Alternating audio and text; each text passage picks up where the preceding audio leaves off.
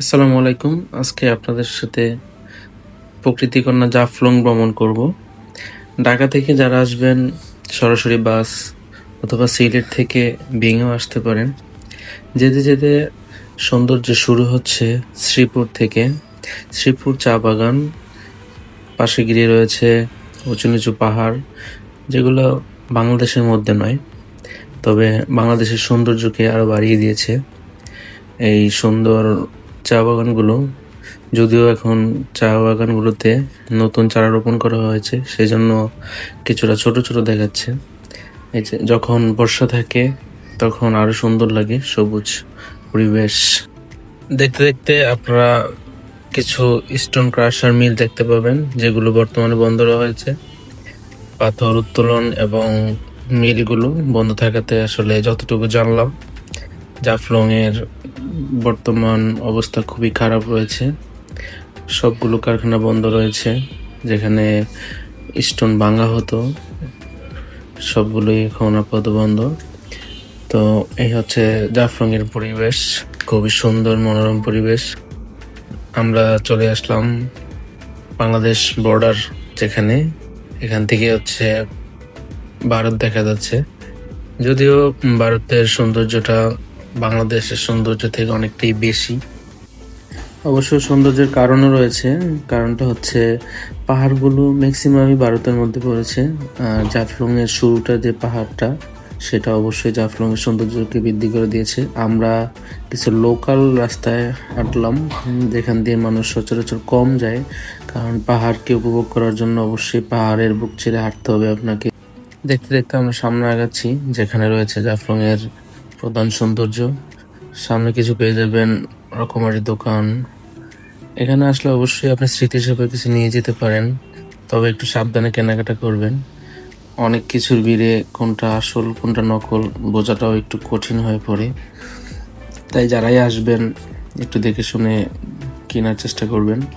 স্মৃতি হিসাবে টুকটাক কিছু নিয়ে গেলে সেটা খারাপ হবে না, তবে ভালো কিছু পাওয়া যেতে পারে।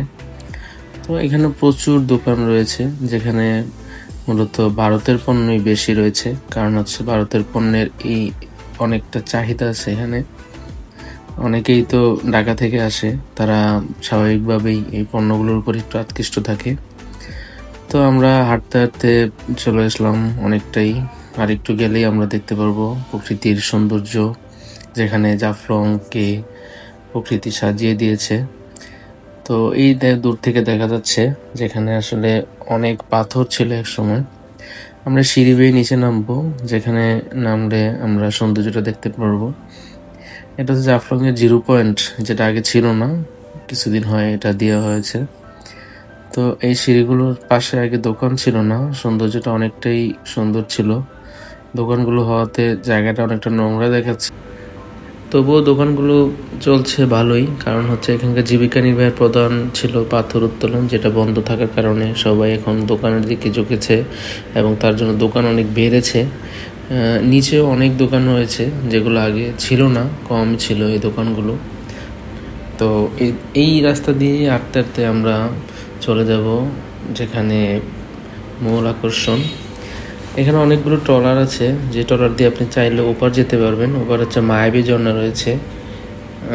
আপনি চাইলে রিজার্ভ অথবা ব্যক্তিগতভাবে আলাদাভাবে যেভাবে যেতে চান যেতে পারবেন।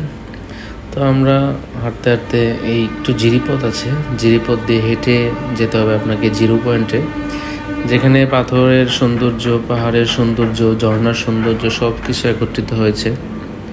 তো চলুন আমরা হাঁটতে হাঁটতে সামনের দিকে আগাই।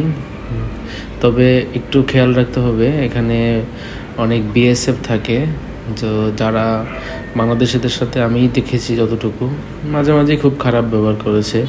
কারণ হচ্ছে তারা একটু বর্ডার ক্রস করলেই তাদের সাথে রাগারাগি করতেছে। তো আমরা দেখতে দেখতে নেমে গেলাম পানিতে। পানিতে সাঁতরালাম, একটু মজা করলাম।